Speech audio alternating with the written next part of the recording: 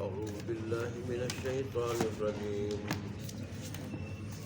بسم الله الرحمن الرحيم. وإذا أردنا أن نهلك قرية أمرنا مترفيها ففسقوا فيها فحق عليها القول فدمرناها تدميرا. وكم أهلكنا من القرون من بعد نوح وكفى بربك بعباده خبيرا بصيرا. صدق الله مولانا العظيم وصدق رسوله النبي الأمي الكريم ونحن على ذلك لمن الشاهدين والشاكرين والحمد لله رب العالمين. گزشتہ آیات میں اللہ تبارک و تعالیٰ نے اپنی کامل قدرت کی نشانیاں جو اس کی وحدانیت کی بھی نشانیاں ہیں وہ بیان فرمائی تھی، اور فرمایا تھا کہ یہ نشانیاں میں قرآن میں کیوں بیان کرتا ہوں، اس کے کئی مقاصد بتائے اللہ تبارک و تعالیٰ. ایک تو یہ ہے کہ لوگ اس میں غور فکر کریں. غور فکر کریں گے تو میری کامل قدرت سے میری وحدانیت تک پہنچ جائیں گے. اگر ایسی طاقت اللہ کے سوا کسی اور کی نہیں تو پھر عبادت کا لائق بھی اللہ کے سوا کوئی اور نہیں ہے. اور یہی وقوع قیامت کی بھی دلیل ہے کہ جو اللہ اتنے بڑے بڑے کام کر سکتا ہے تو اس کے لیے قیامت واقع کرنا کیا مشکل ہے. اور پھر ساتھ اللہ تبارک و تعالیٰ نے ایک مقصد یہ بتایا کہ تاکہ تم حق حلال کی روزی کما سکو. یہ جو میری کامل قدرت کی نشانیاں ہیں کیا بتائی تھی اللہ نے؟ دن کا آنا، رات کا آنا، ایک کا آنا دوسرے کا جانا، یک کے بعد دیگرے دن رات کا آنا. رات کو آرام کی ضرورت ہے، آرام کر لے انسان. دن کو پھر کام کاج کی ضروریات کمانے کی ضرورت ہے تو دن کو کام کاج کر سکے. میں نے رات کے لیے رات کا آرام کے لیے آرام کا ماحول بنایا، سب کو سلا دیا، یہاں تک کہ جانوروں کو بھی سلا دیا کہ حضرت انسان کی نیند میں خلل نہ آئے. اور پھر دن کو میں نے چمکتا ہوا روشن بنایا، ایسا روشن کہ ہر جگہ روشن ہو جاتی ہے. انسان جو بھی کام کاج کرتا ہے بڑی آسانی سے کرنا پڑتا، آسانی کے ساتھ کر لیتے، کوئی مشکل نہیں. ایک تو یہ سہولتیں ملے، رات کو آرام، دن کو کام کاج، اور ساتھ وَلِتَعْلَمُوا عَدَدَ السِّنِينَ وَالْحِسَابَ. حق حلال کمائی کے ساتھ ساتھ آپ کو دنوں مہینوں کی گنتی کا پتہ ہو، گنتی معلوم ہو. دن رات سے ہفتے بنتے ہیں، ہفتوں سے مہینے، مہینوں سے سال بنتے ہیں. اور یہی مہینے اور سال ہمارے مختلف معاملات کے حساب کتاب ہوتے ہیں، ان سے حساب کتاب ہوتا ہے، حساب کتاب کے لیے ہوتے ہیں. وہ عمریں بھی اسی سے معلوم ہوتی ہیں. کوئی معاہدہ ہوتا ہے وہ بھی اس کے مطابق ہوتا ہے. کوئی کام ہم طے کرتے ہیں وہ بھی اس کے مطابق کرتے ہیں. اور پھر اللہ تبارک و تعالیٰ فرماتے ہیں اس طرح ہر چیز کو ہم نے تفصیل سے بیان کیا. پھر نام اعمال کی بات ہوئی کہ ہر انسان کی گردن کے ساتھ اس کا نام اعمال لٹکا دیا جاتا. زندگی میں جہاں میں دیکھ رہا ہوتا ہوں وہاں میرے فرشتے نوٹ بھی کر رہے ہوتے ہیں.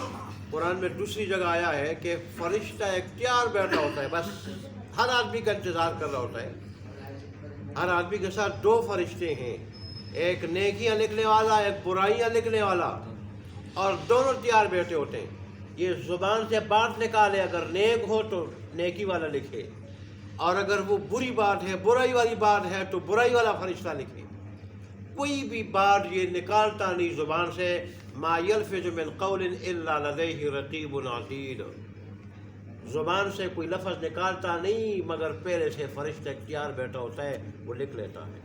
और क़यामत के दिन जब नाम आमाल सामने रख दिया जाएगा, और कल की आयत में जैसे गुजरा, इक़रा किताबक, अल्लाह कहेगा कि पढ़ अपना नाम आमाल, कफ़ा बिनफ़्सिका अल-यौम अलैका हसीबा, आज तू अपना हिसाब मुहासबा करने वाला, अपना हिसाब करने वाला, इस्तिसाब करने वाला खुद ही काफ़ी।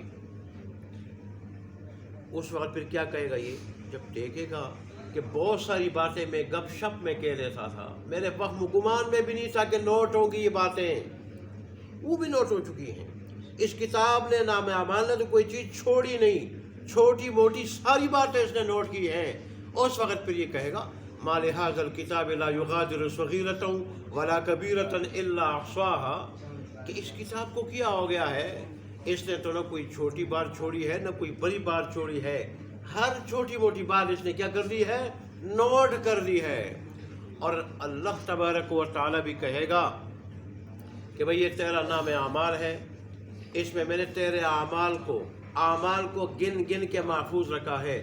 अगर इनमें देखो नेक अमल है तो फिर मेरा शुक्र अदा करो, तौफीक मैंने दी थी, और अगर इसमें बुरे अमल है तो अपने आप को मुलामत करो, मैंने कोई कसर छोड़ी नहीं थी। अम्बिया भी भेजे थे, अम्बिया के नाइबीन भी भेजे थे, उलमा भी, किताबें भी नाजिल की थी, हिदायत का पूरा सामान मैंने फराम किया था, लेकिन उसके बावजूद तूने अमल नहीं किया था। और फिर अल्लाह तबारक व तआला ने वजाहत के साथ ये ऐलान भी फरमाया कि जो कोई हिदायत अपनाएगा तो अपने फ़ायदे के वास्ते, अपने वास्ते, और जो गुमराह होगा वो भी अपना नुकसान करेगा। गुमराह होने से उसका नुकसान होगा, किसी की हिदायत से अल्लाह को फ़ायदा नहीं होता, किसी की गुमराही से अल्लाह को नुकसान नहीं होता। और फिर अल्लाह ने ये बात भी वजाहत से बता दी, वला तज़िरु वाज़िरतुन विज़रा उख़रा, वहाँ कोई आदमी दूसरे का बोझ नहीं उठाएगा। या तो लोग कह रहे थे बाज़ औक़ात ना, ये काम कर ले, इसका गुनाह मैं उसकी ज़िम्मेदारी लेता हूँ, मैं जुरा से मैं उसकी ज़िम्मेदारी लेता हूँ, लेकिन वहाँ कोई आदमी जहन्नम को सामने देखे, उसकी जोलानी को देखे, जोश को देखे, जहन्नम के जोश को देखे, डरावने मंजर को देखे, हर आदमी घबरा रहा होगा। वहाँ एक तो कोई तैयार भी नहीं होगा लेने के लिए, दूसरा अल्लाह के यहाँ अदल होगा, एक का बोझ दूसरे पे नहीं डालेगा। और अल्लाह ने साथ अपनी एक सुन्नत ही भी बता दी, वमा कुन्ना, एक उसूल कानून ही भी बता दिया, वमा कुन्ना मुअज़्ज़िबीना हत्ता नबअस रसूला, हम किसी फ़र्द को और कौम को उस वक्त तक अज़ाब नहीं देते जब तक उनमें रसूल न भेजे। आज की आयत में अल्लाह तबारक व तआला ने अपनी मशहूर सुन्नत जिक्र फरमाई कि मेरी सुन्नत क्या है। मेरी सुन्नत ये है कि हमेशा जब मैं किसी बस्ती वालों को हुक्म देता हूँ कि मेरे दीन पे अमल करना, मैं जो नबी आया है उसकी बात मानना, उसकी शरीयत को कबूल करना, उसकी नबूवत पर ईमान लाना, उसकी लाई हुई शरीयत को मानना, ईमान लाना, उसमें अमल करना, तो आम तौर पे उस शहर के, बस्ती के जो मालदार लोग होते हैं उसकी नाफरमानी करते हैं। मालदार लोग आम तौर पर, इल्ला माशाल्लाह बहुत थोड़े से लोग होते हैं जिनके पास माल होता है फिर भी वो दीनदार होते हैं, अल्लाह के मुकम्मल फर्मानबरदार होते हैं, और उनका माल भी अल्लाह तबारक व तआला के हुक्म के मुताबिक कमाया भी जाता है और ख़र्च भी किया जाता है, दोनों में वो आज़ाद नहीं होते। और माल उन्हें अल्लाह से, उसके दीन से, आखिरत से गाफिल नहीं कर सकता, बल्कि वो माल अल्लाह की रज़ा का ज़रिया बनता है, आखिरत बनाने का ज़रिया बनता है। लेकिन बहुत थोड़े लोग, अक्सरियत, कुरान कहता है अक्सरियत मालदारों की ऐसी होती है कि माल चीज़ ऐसी है, इसलिए तवारी शरीफ में कफ़ाफ़ वाली ज़िंदगी को, रोज़ी को पसंद किया गया, जिसमें इंसान की ज़रूरियात पूरी हो, इंसान की ज़रूरियात पूरी हो। न गुर्बत ठीक है कि गुर्बत भी आदमी को बाज़ औक़ात गुमराही पे मजबूर कर देती है, और न ज़्यादा मालदारी ठीक है कि उससे भी आदमी गुमराह हो जाता है, बागी हो जाता है। کفاف والی زندگی جس میں ضروریات پوری ہو، آدمی کسی کا محتاج نہ ہو۔ تو اللہ فرماتے ہیں جب وہ کیا کرتے ہیں، مالدار لوگ بغاوت کر دیتے ہیں، خود بھی دین پہ نہیں چلتے، اوروں کو بھی چلنے نہیں دیتے، کہ ان کی کیا ختم ہو جائے گی، چودراہٹ ختم ہو جائے گی۔ ظاہر ہے جب دین آیا تو پھر تو لوگ کیا کرتے ہیں، دین کے پابند ہوتے ہیں، اور دین تو حکم دیتا ہے عاجزی کا، دین تو حکم دیتا ہے برابری کا۔ ایک ہی صف میں محمود و ایاز دونوں کھڑے ہو جاتے ہیں، اس کا حکم دیتا ہے۔ عموماً مال والے لوگ اس کو برداشت نہیں کرتے، اس کو قبول نہیں کرتے، پھر کیا ہو جاتے ہیں، وہ اللہ کی نافرمانی شروع کر دیتے ہیں۔ قرآن کی آیات بتا رہے ہیں، دوسری جگہ کئی جگہ ایسا آیا ہے۔ تو اللہ فرماتے ہیں کہ جب مال کی وجہ سے میرا بندہ یہ نہیں سوچتا کہ مال مجھے دیا کس نے، مال دیا کس نے، اس کے اسباب کس نے دیے ہیں، اور مجھے وجود کس نے دیا، مجھے صحت کس نے دی، مجھے عقل کس نے دی، مجھے مصیبتوں سے کس نے بچایا، اس کو میرا بندہ نہیں دیکھتا، وہ باغی ہو جاتا ہے، نافرمان ہو جاتا ہے اور میری اطاعت سے نکل جاتا ہے۔ تو پھر میں کیا کر دیتا ہوں، میں ایسے لوگوں کی کیا کر دیتا ہوں، میں جڑ بنیاد اکھاڑ دیتا ہوں۔